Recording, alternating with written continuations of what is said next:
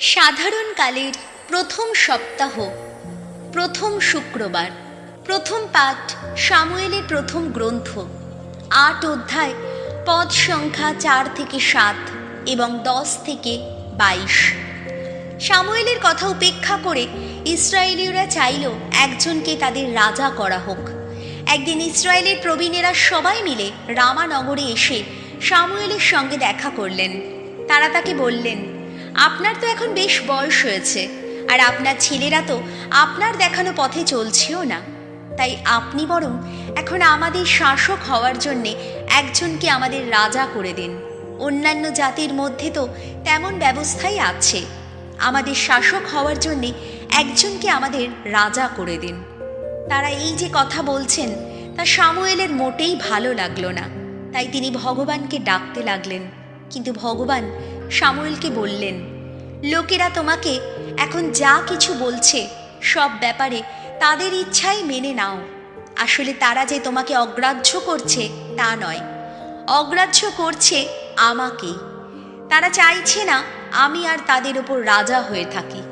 লোকেরা এই যে চাইছে সামুয়েল একজনকে তাদের রাজা করে দিন, সেই ব্যাপারে ভগবান যা কিছু বলেছেন সামুয়েল তখন তাদের তা সবই জানালেন।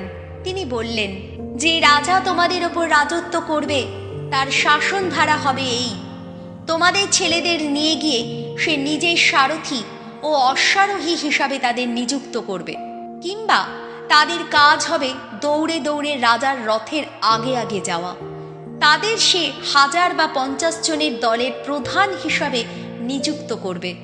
তাদের দিয়ে সে তার সমস্ত চাষের জমি চাষ করাবে, সমস্ত ফসল কাটিয়ে ঘরে তুলে আনাবে।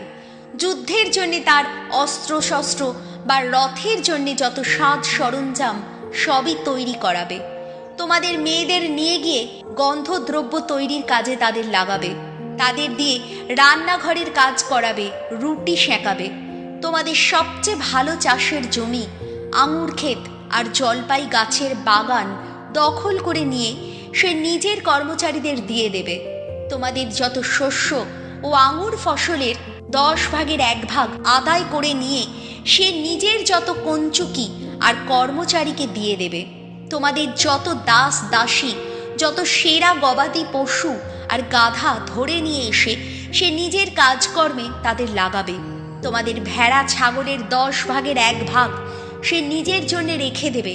আর তোমরা নিজেরা হবে তার দাস দাসী। যাকে তোমরা একদিন নিজেদের রাজা হিসেবে বেছে নিয়েছিলে, তোমাদের সেই রাজারই জন্যে তখন তোমরা হাহাকার করে উঠবে। তখন কিন্তু ভগবান তোমাদের ডাকে সাড়া দেবেন না। সামুয়েলের কথা লোকেরা তবুও শুনতে চাইল না। তারা বলল, না, আমরা চাই আমাদের ওপর একজন রাজা থাকুন, তাহলে আমরাও অন্যান্য জাতির মতো হতে পারবো। আমাদের একজন রাজা আমাদের শাসন করবেন। তিনি নিজে আমাদের পুরোধা হয়ে আমাদের নিয়ে অভিযানে বেরোবেন, আমাদের যত যুদ্ধ চালাবেন।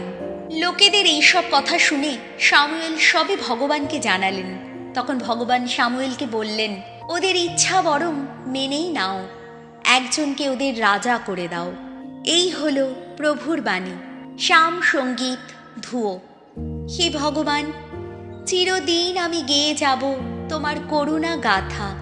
ওগো ভগবান, তোমার যথারীতি জয়ধ্বনি তুলতে পারে যারা, ধন্য ধন্য তারা। তোমার সান্নিধ্যের আলোকেই তাদের জীবন যাপন।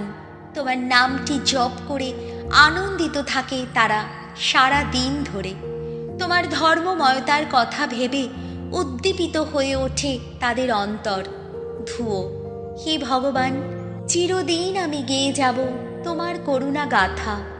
তুমি তাদের শক্তি, গৌরব তাদের।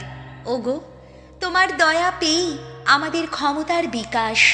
আহা, বিপদে আমাদের রক্ষা ফলক হয়ে থাকেন যিনি, তিনি নিজেই ভগবানের আপন মানুষ। আমাদের রাজা যিনি, ইসরায়েলের সেই পবিত্র জনেরই আপন মানুষ তিনি। ধুয়ো। হে ভগবান, চিরদিন আমি গেয়ে যাব তোমার করুণা গাথা। বাণী বন্দনা। জয় জয় প্রভুর জয়। এক মহাপ্রবক্তা দেখা দিয়েছেন আমাদের মাঝখানে। ভগবান তার আপন জাতির কাছে করেছেন শুভাগমন। জয় জয় প্রভুর জয়। মার্ক রচিত মঙ্গল সমাচার, 2 অধ্যায়, পদ সংখ্যা 1 থেকে 12।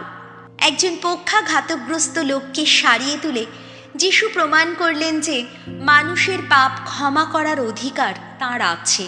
যিশু আবার কাফারনায়ুমে ফিরে এলেন। লোকে শুনতে পেল তিনি এখন বাড়িতেই আছেন। সেখানে এত লোক এসে জমা হলো যে দরজার সামনেও আর কোনো জায়গা রইল না। যিশু তাদের কাছে ঐশ্ববাণী প্রচার করছেন।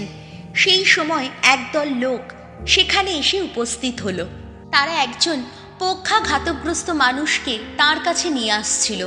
4 জন লোক তাকে বয়ে আনছিল। ভিড়ের জন্যে তারা যিশুর কাছে তাকে নিয়ে যেতে পারল না। তাই তিনি যেখানে ছিলেন সেই জায়গার ওপরে ছাদটা তারা খুলে ফেলল এবং একটা গর্ত করার পর মাদুরে শুয়ে থাকা পক্ষাঘাতগ্রস্ত লোকটিকে তারা সেই ঘরের মধ্যে নামিয়ে দিল। তার প্রতি তাদের এমন বিশ্বাস দেখে যিশু পক্ষাঘাতগ্রস্ত লোকটিকে বললেন, বৎস, তোমার পাপ ক্ষমা করা হলো। কয়েকজন শাস্ত্রী সেখানে বসেছিলেন। তারা মনে মনে ভাবতে লাগলেন, লোকটা অমন কথা বলছে কেন? ও যে ঈশ্বর নিন্দা করছে। একমাত্র ঈশ্বর ছাড়া আর কেই বা পাপ ক্ষমা করতে পারে?